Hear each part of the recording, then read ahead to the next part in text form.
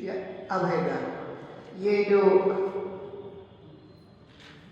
पक्षी और पशुओं के उपचार के लिए जो अस्पताल निर्मित होने जा रहा है, हमारी जिज्ञासा है कि गुरुवर उसमें दिया हुआ दान किस श्रेणी में आएगा और क्या। और एक और प्रश्न है इसी में जुड़ा हुआ कि शास्त्रों में और जो अभी तक के प्रवचनों में या जो हमारी धारणा है या जो सुना है कि एक जौ के बराबर भी जिन बिंब की स्थापना करते हैं या मूर्ति का निर्माण करते हैं तो उसका बड़ा अचिंत्य फल होता है। क्या दोनों दानों में कोई समानता हो सकती है? कृपया हमारी जिज्ञासा का समाधान करने की कृपा करें। नमस्ते गुरुवर। दान के भेद आगम में बताए गए हैं, लेकिन बोलना लिखना इसमें एक मर्यादा आ जाती है। हकीकत में जितनी प्रकार की पीड़ा है उतने ही प्रकार के दान होते हैं, क्योंकि दान कोई एक निश्चित स्थान पर देने के मात्र दान नहीं होता। कोई संसारी जीव है, वो अनेक प्रकार की व्यथा कथा पीड़ा, अनेक प्रकार की यातनाओं के बीच में, अभाव के बीच में, पुण्य के अभाव में, अनेक प्रकार की विडंबना और त्रस्त संतप्त जीवन वह जी रहा होता है। न कर्म उसका साथ देता है, न भाग्य उसका साथ देता है, न देवता उसके साथ देते हैं, न भगवान उसका साथ दे रहा है। तो ऐसे जिनके विचित्र कर्म फल दे रहे हैं, ऐसे उन जीवों के लिए जो असहाय है, निराश्रित है, आवारा है, ऐसे पशु पक्षी मानवों के ऊपर उपकार करने की भावना से जो प्रदान किया जाता है उसे दान कहते हैं। दान का मतलब सिर्फ भगवान नहीं होता। समोशरण में भगवान बैठे हैं और उन्होंने दान का उपदेश दिया है, इसलिए नहीं दिया कि तुम अपने घर का सारा पैसा ला करके जिंदगी में निर्माण करते रहो अथवा मेरे ऊपर खर्च करते रहो। दान शब्द का निर्माण मात्र जगत के जीवित जीवों पर उपकार करने की अपेक्षा से ही दिया गया है, लेकिन हम लोगों ने उसको मंदिर, जिनालय, जिनबिंब आदि के साथ जोड़ दिया। जबकि जिनालय, जिनबिंब, जिन क्षेत्र, तीर्थ क्षेत्र, अतिशय क्षेत्र आदि का निर्माण करना ये हमारा कर्तव्य है। ये हमारे जीवन का एक अंग है, अभिन्न अंग है, अभिन्न कर्तव्य है हमारा। चाहे हमारा मन हो चाहे नहीं हो, लेकिन ये सब करते रहना चाहिए। लेकिन जब आप दान की बात कहोगे तो मुझे बस शास्त्र की ये बातें याद आती है कि एक जीव का दूसरे जीव पर उपकार करने की भावना से जो प्रदान किया जाता है उसको ही दान कहते हैं। अब हम जिन आदि निर्माण करते हैं तो वो क्या है? वो हमारे मिथ्यात्व का विनाश, समय दर्शन की प्राप्ति के लिए कारणभूत क्रियाएं, शुभ कर्म है, वो भी करते रहना चाहिए। लेकिन मैं थोड़ा सा, मेरा चिंतन ऐसा कहता है कि आप देवगुरु शास्त्र अथवा भगवंतों के लिए जो अपने जमीन दान देते हैं, धन का दान देते हैं, तो ये दान शब्द में उचित नहीं मानता, क्योंकि उस तीन लोग के नाम को मैं क्या दान दे दूं? मैं क्या दान दे दूं उसको?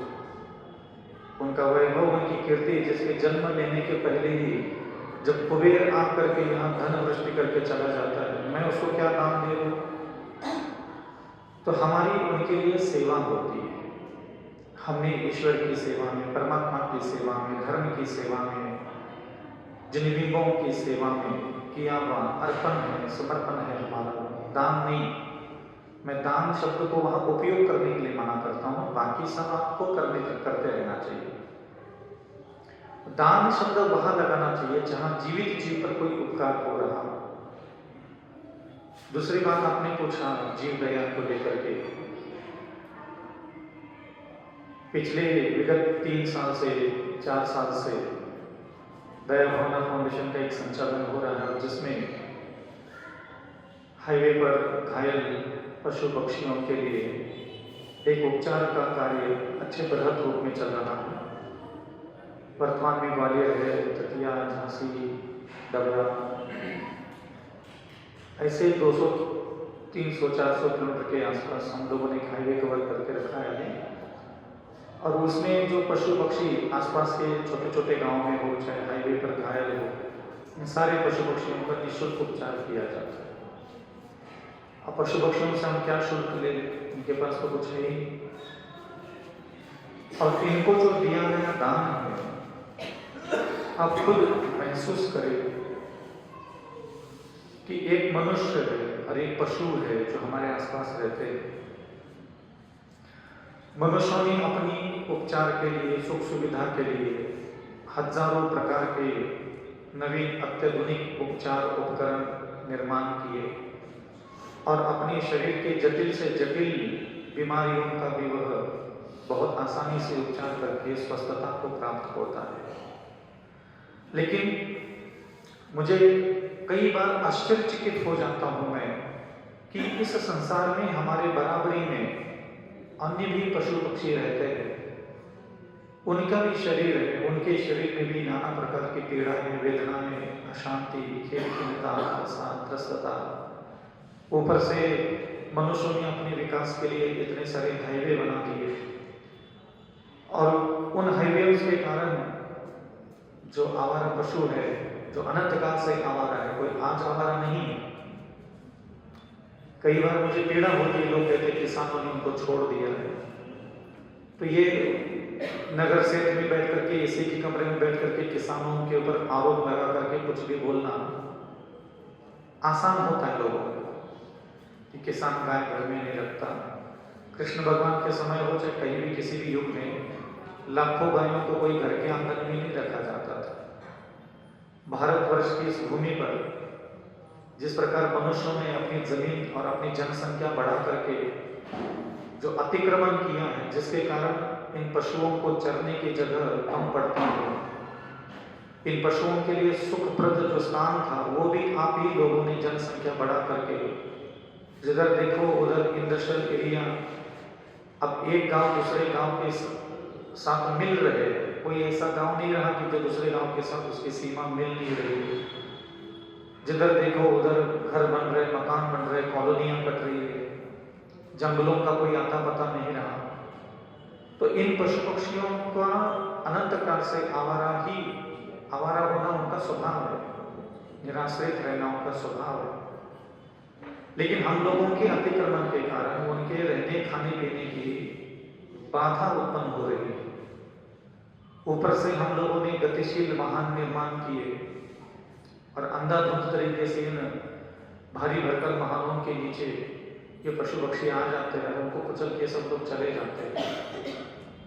और मुझे, जैसे मैंने कहा, कि आश्चर्यचकित हो जाता हूँ कि पूरे भारत में कहीं भी प्रॉपर किसी भी स्थान पर निश्चित रूप से पशु पक्षियों के किसी भी बीमारी का, किसी भी तकलीफ का, किसी भी एक्सीडेंट का, किसी भी जख्म के ऊपर एक चम्मच हल्दी लगाने की गारंटी नहीं है।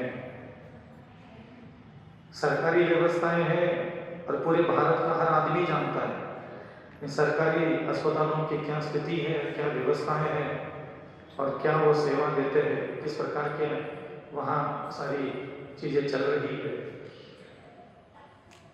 और विगत 3 साल में भी जब हमने 5000 6000 पशु पक्षियों के उपचार किए, जबकि हमारे पास अभी इतने संसाधन नहीं है, तो फिर हमें ऐसा लगा कि इस एक जगह पर जब 200-300 किलोमीटर के एरिया में हम लोग 5000 पशु पक्षियों के उपचार कर सकते हैं, 100 टाँके, 200 400 टाँके लगाने की स्थिति में भी पशु पक्षी घायल होते हैं। बड़े से बड़े भारी भरकम 20-20 टन के सारे वाहन उनके शरीर पर से निकाल देते हैं और कुछ समय तक वो जीवित रहते हैं। पैरों पर से जाने के बाद मुख विक्षिप्त हो जाता है, पेट फट जाता है, आंतड़ियां पूरी बाहर निकाल के आ जाती है। घंटों तक वो वहां रोड पर तड़पती रहती है। और ये अहिंसा प्रधान भारत भगवान राम और भगवान महावीर की भूमि, जिन्होंने अहिंसा परमो धर्म का उपदेश दिया, उस भारत भूमि में पक्षी और पशुओं के उपचार में किसी ने भी आज तक काम नहीं किया।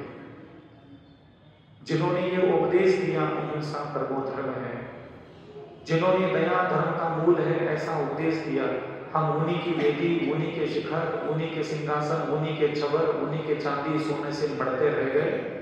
अगर भगवान यही जिसको तुमने करोड़ों के मंदिर में बिठाया है, यही भगवान को अगर मैं बोलने के लिए कहूं तो क्या वो खुश हो जाएंगे कि नहीं, अच्छा किया तुम लोगों ने मेरी वेदी ऐसी बना दी, मेरा भामंडल ऐसा लगा दिया, मेरा चवर ऐसा लगा दिया, मेरे चांदी में सोने के तुम लोगों ने बना दिए, खुश हो जाएंगे आपके ऊपर? आपको लगता है? आपने अपनी खुशी के लिए मात्र ये सारे काम किए, अपनी भोग संपदा वैभव, जन्म जन्मांतर में मैं पुण्य कमा करके राजा महाराजा बन जाऊं, अगले जन्मों में भी मुझे भगवान को मैंने इतना दे दिया है, मंदिर को इतना दे दिया है।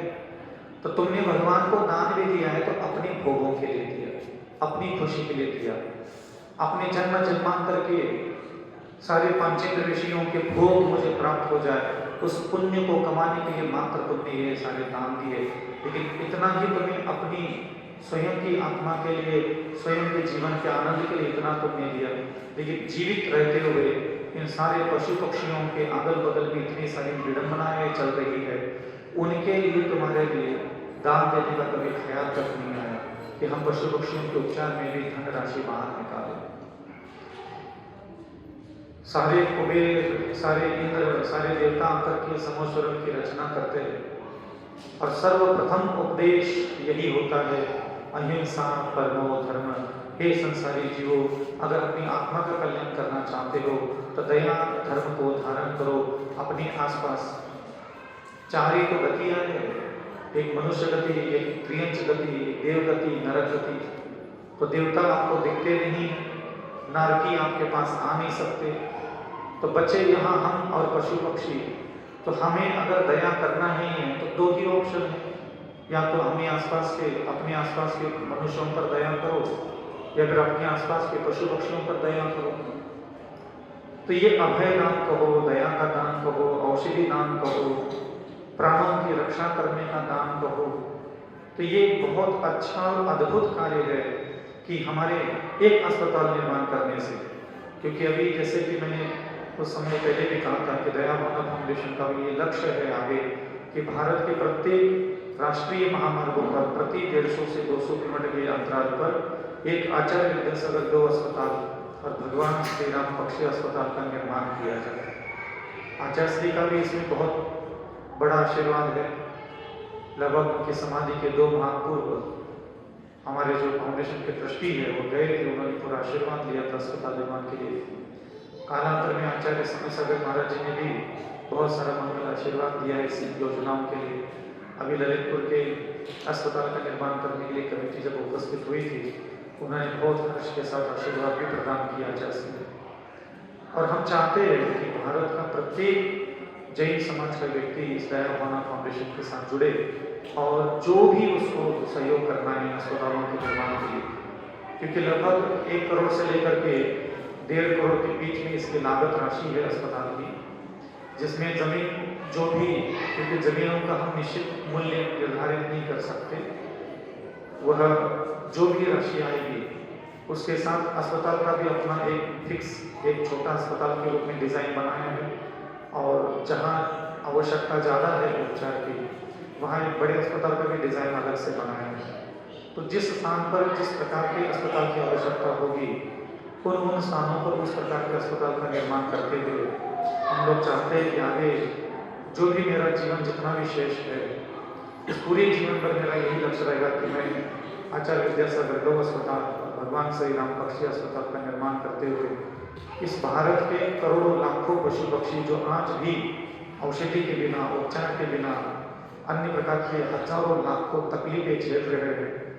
क्योंकि मुझे ऐसा लगता है कि गांव हो चाहे कोई भी पशु पक्षी हो, वो अपना भोजन तो खुद ढूंढ सकते हैं, अपना भोजन तो घूम घूम करके खा लेंगे। क्योंकि अभी जैसे मैंने सरकारी आंकड़े निकाले थे, मध्य प्रदेश में लगभग 15 लाख गाय आवारा है। सरकारी आंकड़ों की अपेक्षा से। तो हकीकत में 20 लाख 25 लाख मान लो, 25 लाख गाय हम आवारा मान लेते हैं मध्य प्रदेश में। गौशाला खोल दी गायों की रक्षा के लिए, कितनी गौशाला में गाय है? मुश्किल से 2 लाख 3 लाख 4 लाख होगी। जब बाकी के 20 लाख गाय घूम करके पेट भर सकती है, तो ये भी तो पेट भर सकती थी। लेकिन ना गौशाला के अंदर की गायों को उपचार करने के लिए कोई औषधि वहां व्यवस्थित है, ना ही बाहर घूमने वाली आवारा 15 लाख गायों के लिए कोई औषधि की व्यवस्था है, ना उनको घायल होने के उपरांत एम्बुलेंस की व्यवस्था है, ना डॉक्टर वहां पहुंच पाते हैं, ना जख्म को कीड़े निकालना सड़ना, क्योंकि पशु है, कहीं भी झाड़ी झुरमुट में घुस जाता है, लकड़ी का कोई पेड़ का कोना लग जाता है, कहीं गिर जाता है, आपस में लड़ाई झगड़े सिंग लग जाता है, कभी कुत्ते काट लेते हैं। तो ऐसी स्थिति में थोड़ा सा भी उनका जख्म होता है तो उनको बैठना होता है मिट्टी में, मलमूत्र में, जंगलों में, तो वहां वो सारे इन्फेक्शन हो जाते होंगे। छोटा सा जख्म भी 15 दिन में बहुत बड़ा हो जाता है। अब कोई भी पशु है जिसको जख्म हो गया, उसमें कीड़े हो गए, आप कभी सोच नहीं सकते, आपने कभी देखा नहीं है। अभी हम जब सोनागिरी में थे तो वहां एक्सीडेंट की गाय आ जाती थी, रोड के किनारे 2-2 दिन 3-3 दिन एक्सीडेंट के बाद पड़ी रहती थी। तो उनके पेट में जख्म हो गया, ठोक के चला गया, पेट में से हड्डियां टूट गई पूरी, अब उठ के भाग तो नहीं सकती। 2-2 तसला भर करके, मतलब 20-20 किलो कीड़े निकाल दिए उनके पेट से।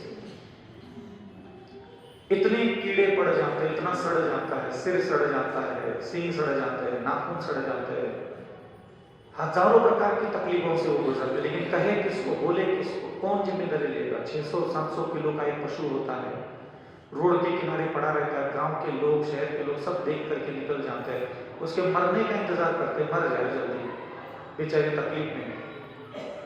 तो क्या यही शिक्षा हमने भगवान राम से पाई? क्या उनका मंदिर भव्य निर्माण करने से क्या इन जीवों को लाभ मिलने वाला है? भगवान महावीर की भूमि, जिन्होंने अहिंसा का उपदेश दिया, और हम लोग अहिंसा के क्षेत्र में आलू और प्याज के जीवों को बचाने में जीवन निकाल दिए। और जिनको जीवों को बचाया उन पर भी कोई दया नहीं था कि दया थी इसलिए जीवों को बचाया, वो भी खुद का आत्मा को पुण्य से भरना था इसलिए कर दिया। तो हम जो वर्तमान में धर्म करते हैं, सिर्फ अपना स्वार्थ देखते हैं कि हमारा पुण्य आ रहा है कि नहीं आ रहा है। हमारे हृदय अभी भी द्रवीभूत नहीं हुए, हम संवेदनशील नहीं हुए, हम दूसरों की पीड़ा को समझने की स्थिति में आज भी नहीं है। ना हमारा मन, ना हमारे हृदय, ना हमारी बुद्धि में दूसरों की पीड़ा को अपनी पीड़ा मानने का कोई भाव ही नहीं है। इसलिए हम तो यह भावना भाते हैं कि भगवान आदिनाथ, भगवान महावीर और अन्य जितने भी वितरागी भगवान है, वो हमें ऐसी शक्ति प्रदान करें कि हम भारत के प्रत्येक 4 लेन हाईवे पर प्रति 150 से 200 किलोमीटर के अंतर पर एक आचार्य विद्यासागर गौ अस्पताल और भगवान श्री राम पक्षी अस्पताल का निर्माण करते हुए आगे बढ़े। क्योंकि एक अस्पताल जब निर्माण होता है तो ऐसी योजना है कि एक अस्पताल निर्माण होने के बाद लगभग 1.5 करोड़ से लेकर के 1.5 करोड़ के बीच में राशि है उसकी, जमीन और उसका अनुकूलता से उसकी अनुमानित राशि से निश्चित किया जाएगा कि कितनी लागत राशि आ रही है। तो लगभग 400 किलोमीटर तक एक अस्पताल से पशु पक्षियों का लाभ मिले। अस्पताल के दाएं बाएं, आगे और पीछे चारों दिशाओं में 100 किलोमीटर तक हम लोग फाउंडेशन के बोर्ड लगा करके लोगों को प्रेरित करेंगे कि आसपास कहीं भी पशु पक्षी घायल मिले तो हमें सूचित करें। तो सबसे पहले तो वहाँ बाइक से डॉक्टर पहुँचेगा, डॉक्टर के पहुँचने के बाद वहाँ देखा जाएगा कि ये माइनर इंजरी है कि मेजर इंजरी है। माइनर इंजरी है तो वही उपचार किया जाएगा, मेजर है तो वापस जा करके बड़ी एम्बुलेंस लेकर के उनको उपचार घर में ला करके जब तक वो ठीक नहीं होती तब तक उसका उपचार किया जाएगा। और उपचार करने के बाद जब वो पूर्ण स्वस्थ हो जाएगी तो आसपास जो सरकारी गौशालाएँ हैं उन सरकारी गौशालाओं में सारी विकलांग गायों को, दिव्यांग गायों को हम शिफ्ट करेंगे। अभी दतिया के आसपास सोनागिरी में भी जो गौ अस्पताल संचालित हो रहा है, तो लगभग दतिया में हम लोगों का भी 8 गौशाला चल रही है, जिसमें ये जो गाय हमारे पास आती है विकलांग, तो उनको हम लोग वही शिफ्ट करते हैं दोबारा हम लोग उसको, क्योंकि एक पैर खत्म हो गया, दोनों पैर कट गए, सींग नहीं है, मुख नहीं है, खा नहीं पा रहे, घूम नहीं पा रहे, हम उसको कहाँ रखें। इसलिए आसपास की सारी गौशालाओं में हम लोग उसको शिफ्ट करते हैं। गौशालाओं का संचालन भी दया भावना फाउंडेशन ही करता है। इस प्रकार भारत में जितने भी कैपिटल शहर हैं, प्रत्येक शहरों में हो चाहे गाँव में हो, सभी लोगों को सावधान और सजग होकर के आगे आकर के दया भावना फाउंडेशन से जुड़ करके इसमें अपना सहयोग प्रदान करके जगह जगह पर अस्पताल निर्माण करने के लिए तैयार रहना चाहिए। और हम प्रेरणा देंगे आने वाले समय में। अभी हमारी शुरुआत तो ललितपुर के दिगंबर जन पंचायत समिति के तत्वावधान में निर्माण होने वाले इस अस्पताल की तरफ ध्यान है। हम चाहते हैं कि एक यूनिट पूर्ण रूप से तैयार हो और जिसका मॉडल हम पूरे भारत देश को दिखाएं और यहाँ किस प्रकार सेवा होती, किस प्रकार पशु पक्षियाँ करोड़ों जन्मों से बिना उपचार के जीवन कैसे जी रही है, ये हम दिखाना चाहते हैं कि इसकी कितनी आवश्यकता है।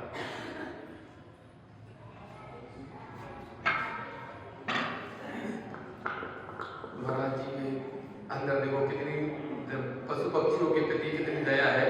उस दया के हिसाब से महाराज जी ने सपना देखा है। उस सपने को साकार करना हम सब लोगों का कर्तव्य है। उस सपने को हम साकार करने की करेंगे। और इसी क्रम में श्रीमती किरण सतोरिया जी को आमंत्रित करता हूँ, वो आए और जिज्ञासा करें। इसके बाद तैयार है श्रीमती अहिंसा कड़की।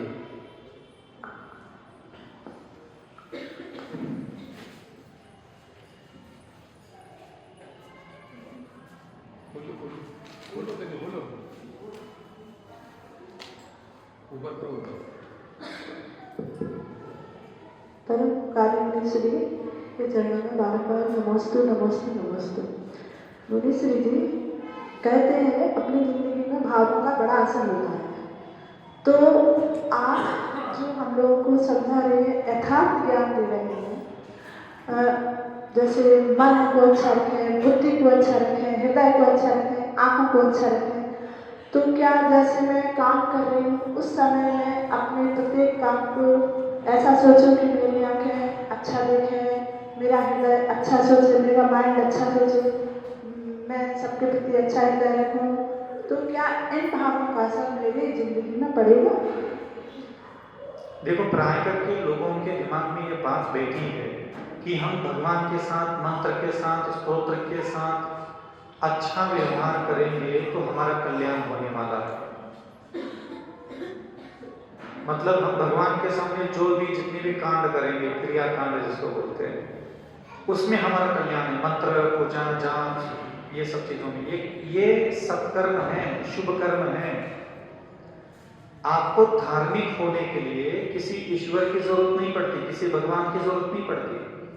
एक व्यक्ति का धार्मिक होने का मायना ये नहीं होता कि वो मंदिरों में आकर के कितने कांड करता है, कितने व्रत लेता है, कितने नियम लेता है। ये उसकी धार्मिकता का पैमाना नहीं है। एक जीवित जीव का दूसरे जीवित जीव के साथ दिमाग का व्यवहार, आंखों का व्यवहार, नासिका का व्यवहार, जिह्वा का व्यवहार, कानों का व्यवहार, बोलने का व्यवहार, छूने का व्यवहार, ये जितना श्रेष्ठ होगा उतने ही आप धार्मिक माने जाते हैं। आप भगवान के साथ जितना अच्छा व्यवहार करने की कोशिश करते हो, ज्यादा पूजा, ज्यादा जाप, ज्यादा ध्यान, ज्यादा जाप, ज्यादा स्तोत्र, ये सिर्फ अपने कल्याण की बात है, अपने मंगल, अपना पुण्य की मतलब करता है। और पुण्य कमाना है तो ये भगवान का वेद और शास्त्र की बात आती है। और जब व्यक्ति को धार्मिक बनना होता है, व्यक्ति को मोक्ष जाने की बात आती है, व्यक्ति के मन वचन शरीर को सुंदर शोभा देने वाला गुणवान बनाने की जब बात आती है, तब भगवान की वजह से मन वचन का सुंदर नहीं बनते। भगवान की वजह से आप क्षमावान, दयावान, करुणावान नहीं बन सकते। आपको उसके लिए जीवित जीवों की जरूरत पड़ेगी। तो अपने आसपास के जीवित जीवों के साथ आपका जो व्यवहार होगा, जैसे मैं यहाँ बैठा, मैं आप लोग को देख रहा हूँ, आपके बारे में सोच रहा हूँ, आपके साथ बात कर रहा हूँ, आपके प्रति स्पर्श कर रहा हूँ, तो ये जो मेरा टच है, ये जो मेरी वाणी है, ये जो मेरे देखना है, ये जो मेरा सोचना है, आपको देख करके क्या सोच आ रही दिमाग में, मेरी नजर इस पर होना चाहिए कि ये व्यवस्थित हो। और व्यवस्थित अगर नहीं है तो उसके लिए अभ्यास किया जाता है, कोशिश की जाती है, खुद को डांटा जाता है, खुद को समझाया जाता है। तो इसकी भी एक प्रोसेस होती है कि हम खुद को कैसे व्यवस्थित बनाएं। हम आपको ये नहीं कह रहे कि आप अच्छा सोचो, अच्छा देखो। मैं आपको ये कहता हूँ कि ना आपको अच्छा सोचना आता है, आपको अच्छा देखना आता है, अच्छे से बोलना आता है। मैं करने के लिए कभी नहीं कहूँगा, मैं ये कहता हूँ पहले इसको सीखो। मैं ये नहीं कहता कि अभी आप घर जाकर के सबके लिए अच्छा सोचो, सबके लिए अच्छे से देखो, सबके लिए अच्छे से बात करो।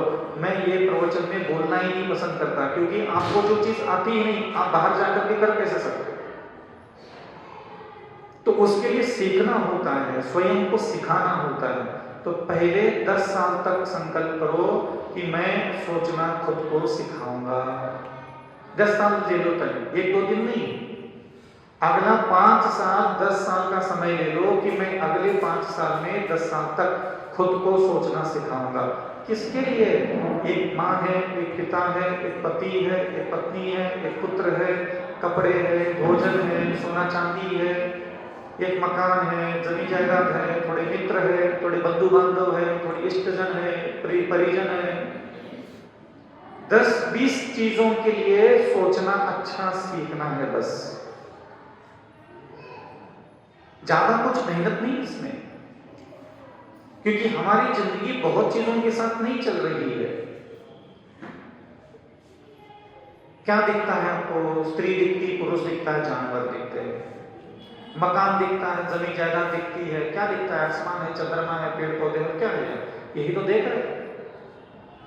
मकान है, गलियां है, स्त्रियां घूम रही है, पुरुष घूम रहे, पशु पक्षी घूम रहे, सोना चांदी है, भोजन की थालियां, कपड़े हैं, काला गोरा दुबला पतला मोटा हरा पीला नीला, ये रंग भरे पड़े कपड़े हैं। और क्या है तुम्हारी जिंदगी में? जूते चप्पल है थोड़ा बहुत। और ये जो तुम्हारे भोगने में आने वाली जितनी चीजें हैं वो मुश्किल से 10-20 चीजें हैं जिसके साथ तुम्हारा जीवन चक्र 80 साल तक चलने वाला है। अब तुम बैठ करके एक बार अपने दिमाग को कहो कि हाँ अविचल सागर, जैसे मैं अपने दिमाग को, अपनी आंखों को सिखाता हूँ, ये अविचल सागर तुझे ऐसा नहीं देखना, ऐसा देखना है। ये अविचल सागर तुम्हें ऐसा सोचना नहीं है, ऐसा सोचना है। तो ये कहना पड़ता है दिमाग को। अच्छे विचार, अच्छी नीयत कभी अंदर से आएगी नहीं, क्योंकि अंदर अच्छाई आपके है ही नहीं। कहां से जाकर के घर में विनय करोगे, दया करोगे? अंदर कुछ भरा ही नहीं, गुड़ गोबर भरा पड़ा है अंदर। कहां से करोगे दया, कहां से करोगे विनय? है ही नहीं अंदर। तो दुनिया में कोई भी चीज सुंदर तब बनती है जब उस पर कोई मेहनत करता है। मन सुंदर बनाना है, आंखें सुंदर बनानी है, वाणी सुंदर बनाना है, कान को सुंदर बनाना है, ऐसा इतना सुंदर बनाना है कि भगवान मेरी इन सारी चीजों को पसंद करने लग जाए। कि देखो अविचल सागर जी पहले कैसे इन सारे स्त्रियों को, पुरुषों को, बालक को, वृद्ध को, काले को, गोरे को, दुबले को, मोटे को, पतले को, प्रिय को, अप्रिय को, अपनों को, परायों को, परिचित को, अपरिचित से कैसा देखता था, अलग तरीके से देख लेता था। लेकिन देखो अविचल सागर जी ने अपनी आंखों को समझा करके टोक करके आंखों का पीछा करके अपनी आंखों को देखना सिखा लिया।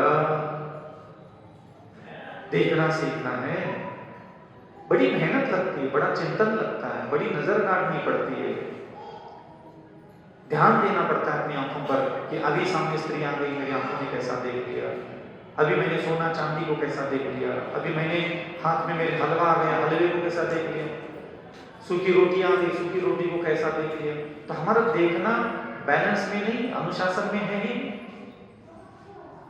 घोर पाप कमाते रहते दिन भर अपनी आंखों से, पक्षपात करते, घृणा करते, काम वासना करते, तृष्णा से देखते, घमंड से देखते, नफरत से देखते, दिन भर देख रहे। सारे अपराध कोई मन नहीं करता, आंखें हजारों प्रकार, मन से भी कई गुना ज्यादा पाप आंखें करती। दुनिया की कोई चीज मैं तुम्हारे सामने ला करके रख दूं, बताओ दुनिया की कौन सी चीज को तुम ऐसा देख सकते हो कि वो देखना तुम्हारा भगवान को पसंद आ जाए? तुम भगवान की प्रतिमा को भी अभी देखना नहीं सीख पाए कि तुम्हारा वह देखना भगवान को पसंद आ जाए। ये स्थिति है हमारी, क्योंकि सिखाया नहीं, तुमने कभी अपनी आंखों को सिखाया तक नहीं है। कहां तक नहीं है? ये सामने भगवान बैठे हैं, इनको ठीक से देख लो। तुम पति के शरीर को, पत्नी के शरीर को, भोजन की थाली को, सोना चांदी को, जूते चप्पल को तो बहुत अच्छे से देख लेते हो। ये मैं तुम्हें नहीं कह रहा, ये तुम अपनी आंखों को करो। इतनी नीच आंखें हैं हमारी खुद की। एक सुंदर स्त्री, सुंदर पुरुष, स्वादिष्ट भोजन की थालियां, कपड़े, लत्ता, जूते चप्पल को भी ऐसे देखती है। लेकिन तुमने अपनी आंखों को कभी ये तक नहीं बता पाए कि नहीं हलचल सागर, तुम इन चीजों को कितना अच्छे से देख लेते हो, उससे कई गुना अच्छे से तुम्हें जिनेंद्र भान के बिंब को देखना है। क्या तुम कहने के लायक हो कि मैंने अपनी आंखों का इस्तेमाल पति को, पत्नी को, पुत्र को, सोना चांदी, जूते चप्पल, कपड़ा लत्ता, भोजन की थालियों को जितनी अच्छे तरीके से देखा है, उससे कई गुना अच्छे तरीके से मैंने जिन बिंबों को देखा है। तुम कहने के लायक हो? बड़ी इच्छा होती, बड़ी भावना होती, बड़ा मन होता है मंदिर जाने का, हो जाए तो बातें छोड़ दो, बातों का जमघट कहीं और रखो।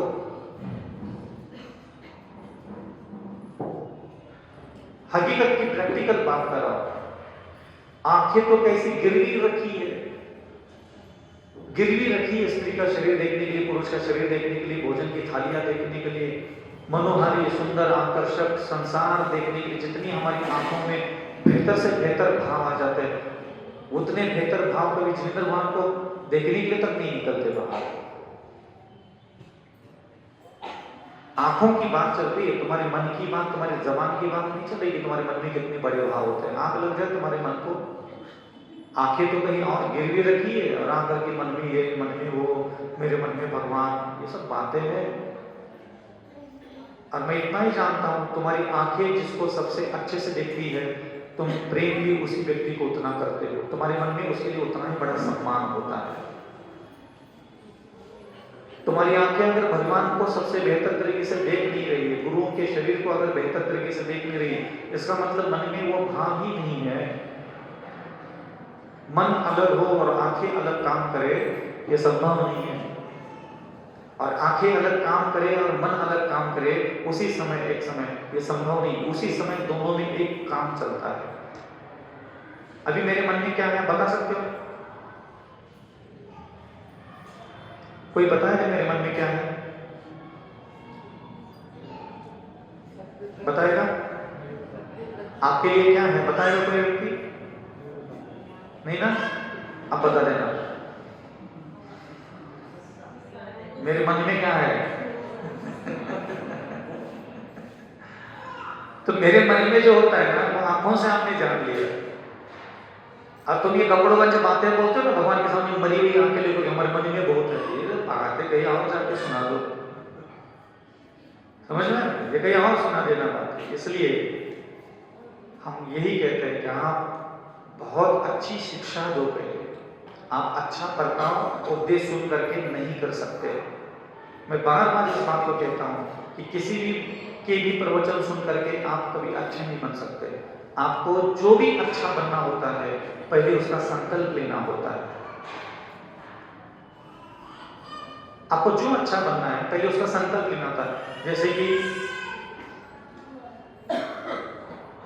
मैं दयालु बनाना चाहता हूं स्वयं को, मैं सरल स्वभाव बनाना चाहता हूं स्वयं को, मैं करुणावान बनाना चाहता हूं स्वयं को, मैं सरल स्वभावी बनाना चाहता हूं स्वयं को, मैं मृदु बनाना चाहता हूं स्वयं को, मैं परोपकारी बनाना चाहता हूं स्वयं को, मैं शांत बनाना चाहता हूं स्वयं को, मैं दुख सहन करने वाला बनाना चाहता हूं स्वयं को। आपको पहले ये तय करना होगा कि आप आखिर होना क्या चाहते हो। आपको ये तय करना पड़ता है कि आप आखिर होना क्या चाहते हो। और जो व्यक्ति होना तय नहीं करता, वो कितना भी भगवान की पूजा पाठ जाप कर दे, वो उसको कुछ नहीं मिलने वाला। बदले में पुण्य ले लेगा, मुट्ठी भर मर जाएगा। और पुण्य से धरती का टुकड़ा, सोना चांदी के टुकड़े, रोटी के टुकड़े, शरीर के टुकड़े, ये मिल जाते हैं पुण्य के उदय में। भोग लेना उसको अगले जन्म में पुण्य से, फिर मर जाओगे तो पुण्य खत्म हो जाएगा, फिर बैठ लेना दरिद्र बन करके। और मैं हमेशा लोगों को ये इस तरफ आगे बढ़ने के लिए प्रेरणा देता हूं कि आप कुछ भी करते हो, करते में जैसे हम व्यापार करते हैं, हम व्यापार करते तो क्या होने के लिए व्यापार करते हैं? धनवान होने के लिए हम व्यापार करते हैं। और मान लो किसी ने 20 साल तक व्यापार किया, वो धनवान ही नहीं हुआ, तो क्या माना जाएगा? ठीक है महाराज, अब कर लिया, मिला मिला कुछ है नहीं, दाल रोटी की व्यवस्था होती रही, कुछ नहीं कर पाया अपने जीवन में। ऐसे ही हम देव दर्शन करते हैं, पूजा करते हैं, जाप करते हैं, स्तोत्र का पठन पाठन करते हैं, दान करते हैं, अन्य भी बहुत सारे व्रत नियम का पालन करते हैं, तो करने में तो सब है। तो ये सब चीजें करते करते करते करते आप क्या हो गए? आप बताओ, आप क्या हो गए? क्षमावान हो गए, दयावान हो गए, सरल स्वभाव हो गए, परोपकारी हो गए, शांत हो गए, ज्ञानी हो गए, समझदार हो गए, विवेकवान हो गए। अरे आप कुछ तो हुए होंगे, कुछ हुए क्या? कुछ हो गया? कोई कह सकता है? एक मित्र, आपका लड़का किसी शराबी दोस्ती से, किसी शराबी लड़के से दोस्ती कर ली। अब आपको किस बात का डर लगता है कि ये उसके साथ उठते बैठते क्या हो जाएगा? शराबी होने का डर लगता है। लेकिन तुम 40 साल से भगवान के पास आ रहे जा रहे, आ रहे जा रहे, आ रहे जा रहे, तुम क्या हो गए? तो उससे अच्छा तो शराबी अच्छा है, 4 दिन से दोस्ती कर ली, 5वें दिन शराबी बन गया, कम से कम वो पहलवान तो माना जाएगा। हैं? तुम्हारा लड़का बहुत सियाना है, 4 दिन की किसी शराबी के साथ दोस्ती कर ली और 5वें दिन क्या हो गया? तुम क्या हो गए? मेरे प्रभु के पास आते आते, जाते जाते, पूछते पूछते, जाप करते करते, मंदिर की परिक्रमा लगाते लगाते, शांति धारा करते करते, तुम क्या हो गए?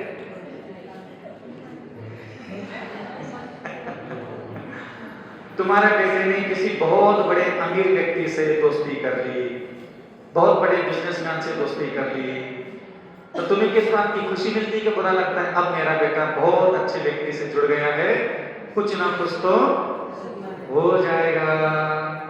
सुकून मिलता है। सत्संगति, अच्छे मित्रों के साथ जुड़ने के लिए भगवान ने प्रेरणा दी ताकि तुम कुछ हो सको। जैसे बुरे व्यक्ति के साथ आना जाना, उठना बैठना होने लग जाता है, तो संभावना होती है हमारे लिए बुरे होने की, संभावना ज्यादा तो वही होती है, बुरा व्यक्ति सुधरने की उम्मीद कम होती है। ऐसे ही जिनेंद्र भगवान ने देव दर्शन, देव पूजा, गुरु की उपासना, शास्त्रों के आसपास आते जाते रहो, स्वाध्याय करने के लिए कहा, संयम, ये सारी चीजों के अगल बगल तुम्हें क्यों जाने के लिए कहा? ताकि तुम कुछ हो सको।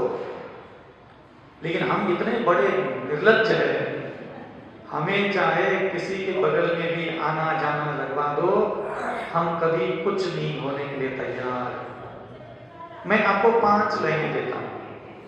क्षमावान होना, दयावान होना, सरल स्वभावी होना, मधुर वचन बोलने वाला होना और अत्यंत विनयी होना। ये मैंने आपको 5 सेंटेंस सुना दिए। आप बताइए इसमें से आप क्या होना पसंद करोगे?